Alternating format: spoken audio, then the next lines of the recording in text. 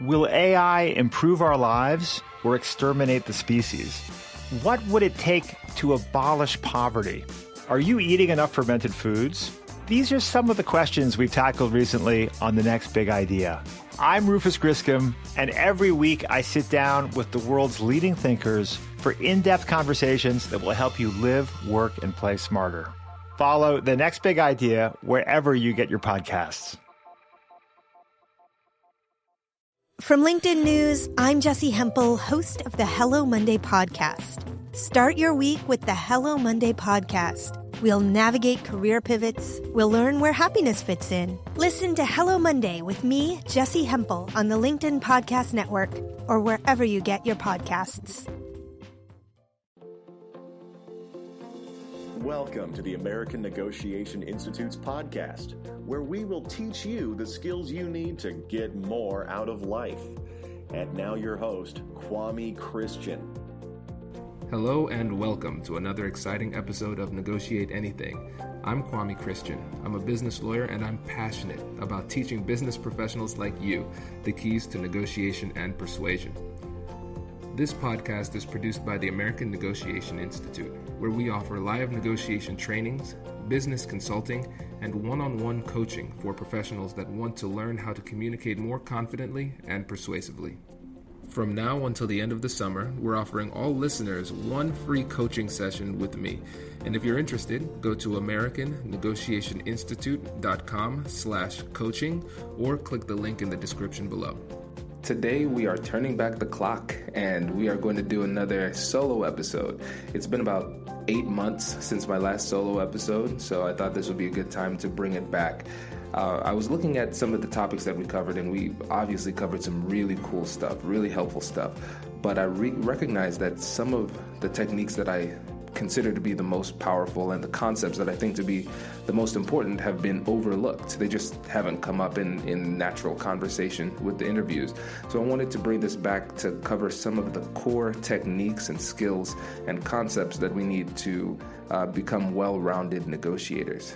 And in my opinion, the tool of anchoring is one of the most powerful, probably the most powerful negotiation technique when it comes to negotiating bigger deals, if you are trying to get bigger deals, or if you're on the other side, trying to lower the cost of whatever it is you're trying to buy, or avoiding bad things. Sometimes it's not always money that we are negotiating. In the case of attorneys and lawyers, if you are in criminal law, you're negotiating maybe time in jail.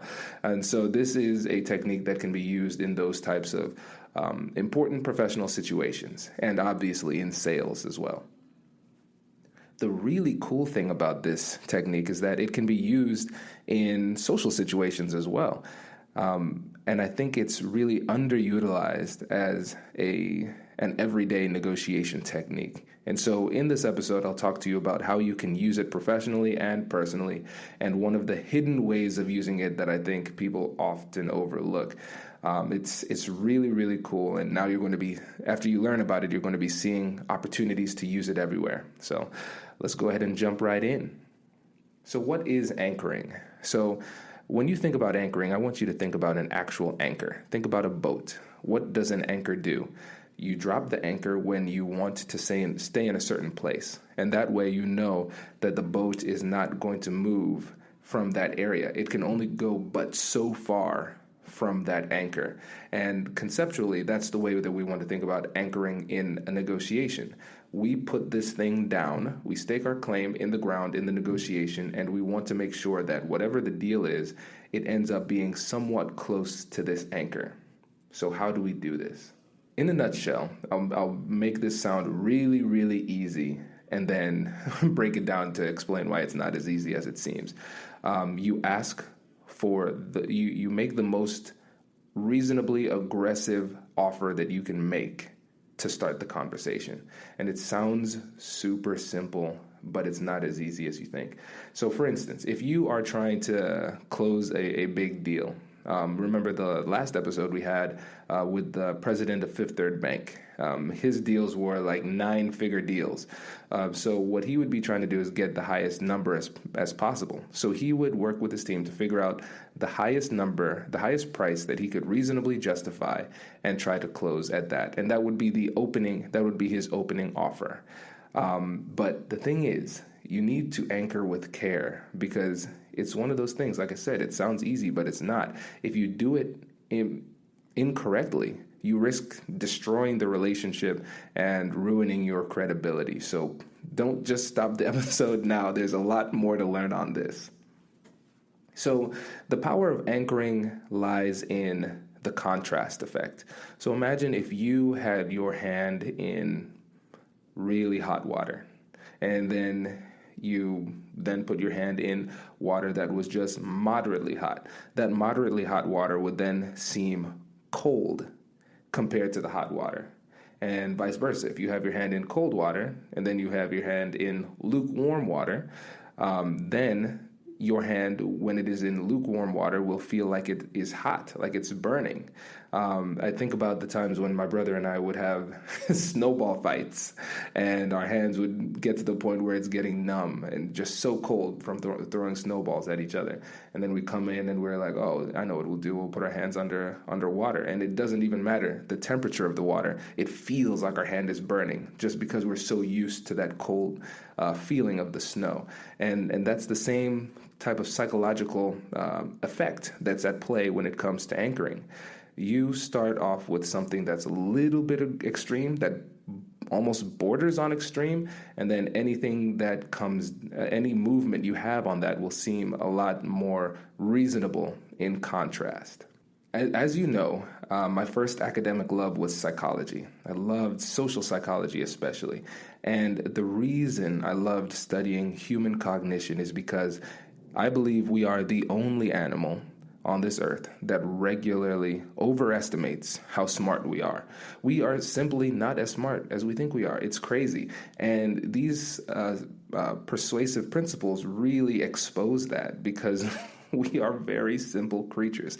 And the fact that we refuse to admit it is what really makes us the most vulnerable, because we don't think that we can be played like this, but we can be. One of the most interesting things about anchoring is that even when you know you are being anchored, it still has an effect. It is that powerful. It's incredibly difficult to shield yourself from the effects of anchoring. So really, one of the first things you can do to protect yourself is to be the first person to anchor. And you need to do it reasonably, because if you just walk into a negotiation and say, "Hi, my name's Sarah, I want $1 million," it's like, whoa. Slow down. That was weird. So there needs to be a time period of getting to know the other side, getting to know their interest. Remember, we're always trying to get more information. And think about it as, and I'm going to use this analogy a lot going forward. It's like you're aiming. As you ask questions and get more information, it's like you're aiming. You're trying to get that bullseye, and you don't take the shot until you have a clear, steady shot on the bullseye. And it's the same thing with anchoring. You ask questions, figure out what's going on, learn more information, and then when you feel confident in where you are, you take the shot. And that's when you drop the anchor. So here's an example. Going back to humans not being smart, let me tell you about some studies that show how powerful anchoring is. So the seminal study on this came from Daniel Kahneman and Amos Tversky. And they used a wheel. So imagine Wheel of Fortune, where you just spin and you land on a random number. But in this case, it wasn't random. In this case, the wheel was rigged. So the people who spun would either land on the number 10 or the number 65. So they had 0 to 100, and you would either land on 10 or 65. And so then they would ask a completely unrelated question. They would say, what percentage of African nations are in the United Nations? Completely unrelated to this roulette wheel. But they would ask the question. And an interesting thing happened. The participants who spun the wheel and landed on 10 guessed lower values, and the people who spun the wheel and landed on 65 guessed higher values. So for the people who landed on 10 when they spun the wheel, guessed that only 25% of African nations were in the United Nations. Whereas the people who landed on 65 guessed on average that 45% of the nations in Africa were in the United Nations. That's a pretty significant difference based on something that has no bearing on the question being asked. And it gets more ridiculous. Here's another one. This one is really funny. So they had people broken up into two groups, and they were asked the question about Gandhi. And they said, do you think Gandhi died before or after the age of 9? And then another group was asked, do you think Gandhi died before or after the age of 140? Okay, so just thinking logically, yeah, we know Gandhi lived to be older than 9, and yeah, we know he was way younger than 140 when he died. Those are just nonsense questions, but it didn't stop us from being affected by the anchor. And so on average, the people who were asked the question, did he die before or after the age of 9, guessed that he died at age 50. And the people who were asked, did he die before or after 140, guessed that he died at 67. It's crazy. It's really crazy. That's a significant difference. And so that just goes to tell the power of anchoring. So then it begs the question, if anchoring is so powerful in ridiculous situations like this, how powerful do you think it is when you actually come up with legitimate anchors? So this craziness explains why I am so anal about every number that appears in my conversations and in what I write. So if I'm negotiating on behalf of a client and I want to bring down the anchor, I will write the date in a way that has smaller numbers. So for instance, I would say July 21, 17. Now, if I want to raise the anchor, I would say 07, 20, 17. So it looks like a bigger number. Every number that I put on this thing, on this document, is going to have big numbers, so it gets them thinking of bigger numbers. So the examples that I gave earlier that probably seem ridiculous, they still matter because even though they are nonsensical, with the way that we think, we are going to be affected by even the silliest thing. So let's bring it back to the business world. So what does this look like? The last study I'll tell you about, and I could go for days with these studies. They are just endlessly fascinating to me. There was another study where they had experienced realtors come in and guess how much a house costs. And so they had them broken into 4 groups. One group, but they all saw the same house. All of them looked at the exact same house. They were given information on the neighborhood and the house, and all of that information was the same. The only thing that differed was the listing price of the house. And these are people who were experienced in real estate. And so in one group, they had the house listed at $119,000. The next group, it was $129,000. The third group, it was $139,000. And in the fourth group, it was $149,000. And so then they asked each of the participants in the groups to guess how much the fair market value is for this house. Like, what do you think would be a fair offer for this house? And now, since you understand anchoring, it's not going to be too surprising, but Group A had a price that was significantly lower than Group B, and B was lower than C, and C was lower than D. And this is where it gets really interesting. After they asked them to guess how much they thought the house was worth, they said, do you think that you were affected by the listing price when coming up to this evaluation? And they all said no. I think it was like high 80% of the people asked said no, they weren't affected.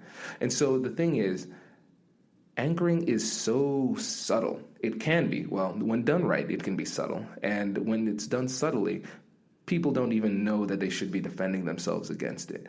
And so that is why we need to take the opportunity to use this technique whenever possible. So, next, how do we use it?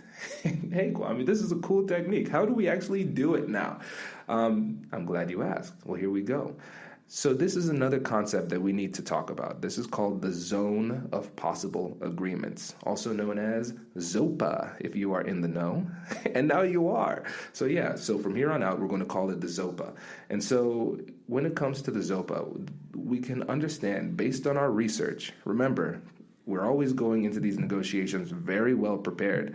Based on our research, we can make a reasonable guess as to where we think the deal can end. For example, in that house negotiation example from the experiment, we might say that the zone of possible agreements for this house that people are looking at is somewhere between $125 and $150. $25,000 is a pretty wide range, but at least it gives us a range of possibilities for where this deal can land. Hey you, I'm Andrew Seaman. Do you want a new job? Or do you want to move forward in your career? Well, you should listen to my weekly show called Get Hired with Andrew Seaman. We talk about it all, and it's waiting for you, yes you, wherever you get your podcasts. Brace the rudders! Raise the sails! Raise the sails! Captain, an unidentified ship is approaching. Over. Roger. Wait, is that an enterprise sales solution? Reach sales professionals, not professional sailors. With LinkedIn ads, you can target the right people by industry, job title, and more. We'll even give you a $100 credit on your next campaign. Get started today at linkedin.com/marketer. Terms and conditions apply.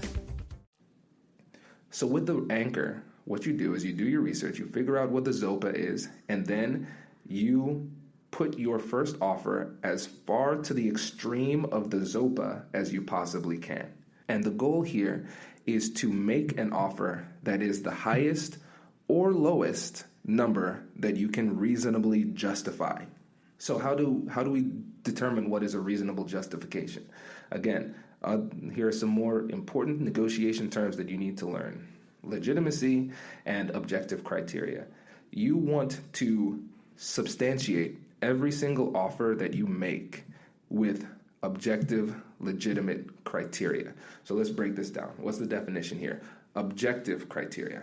If something is objective, that means it is let's go ahead and say it's the opposite of subjective. If something's subjective, that is up to your personal whim. That's your opinion. That's based on feelings. If something has some kind of objectivity, we're talking about fact, something that can be substantiated, something that's actually real and tangible. And so legitimate, in this case, deals kind of like with respect. So for instance, let's go to politics. Everybody is talking about politics now. So for instance, there are certain news outlets that are considered to be more to the right and certain news outlets that are considered to be more to the left. So if you're talking to a Republican and you cite things from Huffington Post or the MSNBC, they are not going to think that it is legitimate. And if you're talking to a hardcore Democrat and you cite Fox News, they aren't going to think that that news source is legitimate because they believe that there's some subjectivity into the way they report and some bias. So what you want to do is you want to understand the biases and predispositions of the people on the other side and figure out what is something that they would respect. What is a source that would be respected by that person? So since we've been talking about real estate, let's stick with real estate. In that case, with real estate, you can look at the auditor's website. That's a government organization that is tasked with trying to figure out what the value of property is in order to determine how much you need to pay in taxes. And so that is something that's legitimate. They don't have a vested interest in it one way or another. Their job is to figure out what the fair market value is. And so if you are in real estate trying to negotiate for the values for a house, the auditor's website is a good place to start because they would both be considered legitimate and objective. If you were a lawyer, then you would look to precedent. You'd say, okay, the highest court in the land in this jurisdiction repeatedly comes down on this side of the issue. That's going to be the base of my argument, and that's what I'm going to use as the bedrock, the foundation of my anchor. Now let's go back to the car negotiation episodes. If you are trying to buy a car and you see the listing price is higher than you'd like, then you would try to find a source like the Kelley Blue Book to see if the asking price is too high. You would be able to see an average price for a car of that make and model and year and condition on that website. And that's something that both parties would be able to respect. It is both objective and legitimate. So let's say we don't do that.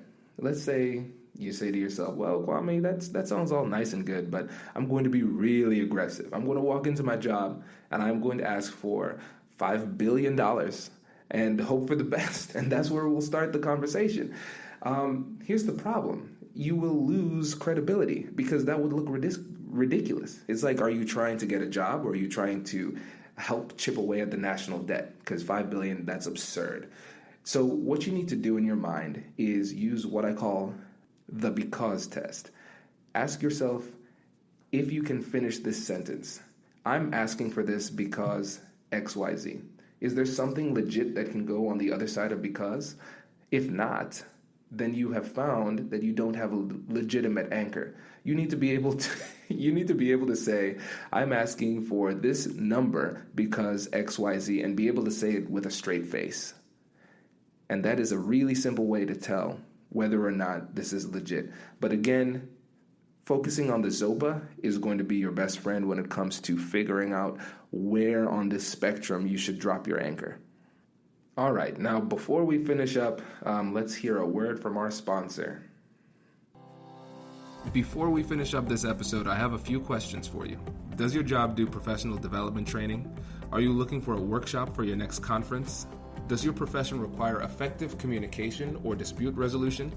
If so, a negotiation training seminar might be what you need. I've had the opportunity to do these trainings around the country, and I'd love to swing by your neck of the woods.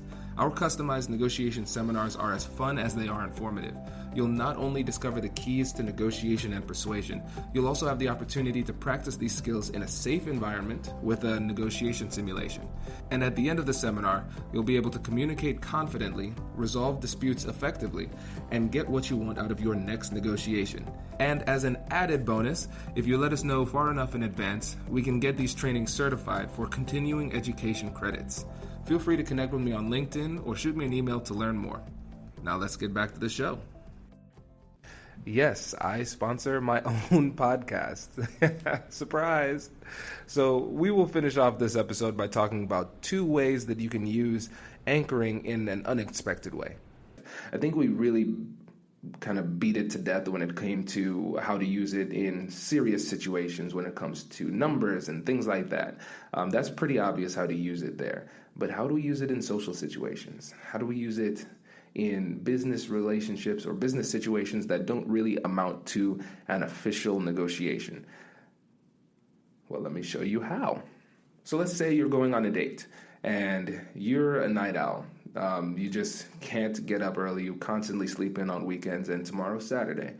And so you don't want to wake up early. But you know that your date is an early riser, and she likes to go running in the mornings and have breakfast early, like 7:30, 8 a.m., just crazy stuff. So you're like, that's not how I want to spend my Saturdays. What do I do? So you beat her to the punch. You say, hey, what do you want to hang out tomorrow? Sure, let's hang out tomorrow. What do you want to do? How about we have dinner and a movie? We can have dinner around 8, catch a movie around 9:30 or something like that. And you know that, yeah, it's reasonable. Humans do that, but it is a little bit on the late side. And you know that although it's reasonable, it's unlikely that she will accept that offer. And that's okay. You've given yourself a lot of wiggle room here.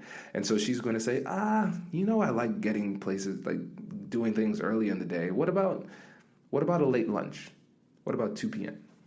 Oh, cool. Yeah, that works. Yeah, that does work because now you can sleep in. You still win. But you realize what happens psychologically is that, of course, she would want to do something in the morning, and your anchor pulled her much later into the day, which is to your benefit. So there's a simple example of how that could work in a social situation. What about those business type of situations? And I believe this is probably the time where you would use it. You're probably going to use it the most in this situation. And this is when it comes to meetings and setting the agenda. Setting the agenda is probably one of the most overlooked opportunities to control a conversation and control a negotiation that there is. Because the person who controls the agenda really is in control of the flow of information, the flow of conversation, and what topics are even going to be covered. And usually, you might ask somebody to send you an agenda. You might look at an agenda, say, sounds good. How many times have you pushed back on an agenda? Probably not that often. But then when you come to the meeting, you are almost like enslaved by this agenda. It's like, hey, you didn't say no to this. I sent it to you 3 days ago. You didn't say no. We're going to talk about 1, 2, 3. Oh, dang. Okay, I guess so. So recognizing the power of an agenda is really important. I could probably have a whole episode just on agenda setting, but that's down the road. So how can you anchor with an agenda? First thing is, you want to be the person sending the agenda. And now, in certain situations, it can make you look a little bit aggressive, especially if you are the subordinate trying to set an agenda. That can be a little bit aggressive. If you are a subordinate or a peer, it's like, oh, you're setting the agendas now, Kwame. I didn't realize that. Okay. So you need to do this with care. So what I would suggest doing is this. If you are not the clear superior, if you're the clear superior, just set the agenda and that's it. But if you are a subordinate or an equal, what I would say is send an email to the person and say, hey, we have this conversation coming up in the next 24 hours. What are some things that you'd like us to discuss? And they just list things. And then you say, okay, and you incorporate those things into an agenda, but you create the agenda in a way that benefits you. So then you might be asking, how do I create an agenda in a way that benefits you? Well, what you do is you list things that you want to talk about, because we've all been in meetings where the meeting ends and we haven't been able to address something that we wanted to address, or we haven't been able to address it in the depth that we wanted to, with which we wanted to address it. And so in those situations, if you would have taken the time to control the agenda, you would have put your important items to the front, and then you could put subheadings beneath it to ensure that everything that you want to address within that topic is addressed. And then you could put their things toward the end and address it with less depth. But the thing is, along with asking questions, controlling the agenda is one of the easiest ways to assert silent and subtle control over a conversation.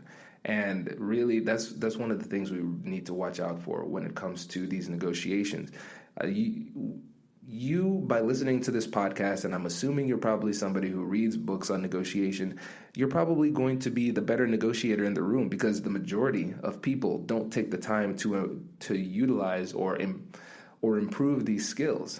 And since you are going to be better than your counterparts, I hope, then I want you to be the person with the hands on the wheel. I trust you to take control of this conversation and steer it in a way that is productive. And controlling the agenda is a way to do that. So you aggressively set that anchor with the agenda, say those things that you want to address first. And what's cool is most likely people will not push back on the agenda. And if they do, you anchored the agenda in such a way that even a slight modification still isn't enough to take you far off topic, and it still is going to be set in a way that favors you. So that's all I got today, but I do have a freebie. So if you go to AmericanNegotiationInstitute.com/anchor, you can download a free anchoring guide that you can use if you are trying to figure out exactly how to create this anchor for your next negotiation. So check that out when you get a chance. AmericanNegotiationInstitute.com/anchor. And I'm going to put a link in the description as well, so you can check it out there. And hey, another thing too, you'll see a link in the description that has an option for a networking call.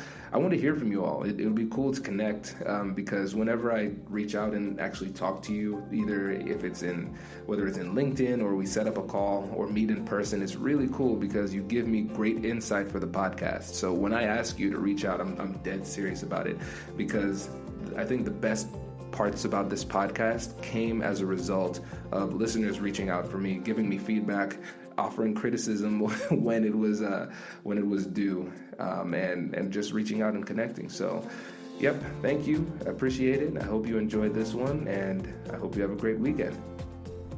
I hope you enjoyed that episode. If you're finding this information helpful, please remember to leave a review and subscribe. Our goal is to teach this to as many people as possible, and every time you leave a review, it makes it easier for people to find us in the search engines. With your support and listenership, we've grown to the point where we are now the #1 ranked negotiation podcast, and we have listeners in 140 different countries. We appreciate your continued support, and please continue to reach out to me on LinkedIn. Remember, everybody who connects with me gets a personal message from me eventually. It takes time because more and more people have been reaching out, but I want to hear from you and we actually get to chat. So continue to reach out. Thanks again for listening. I'll catch you in the next one.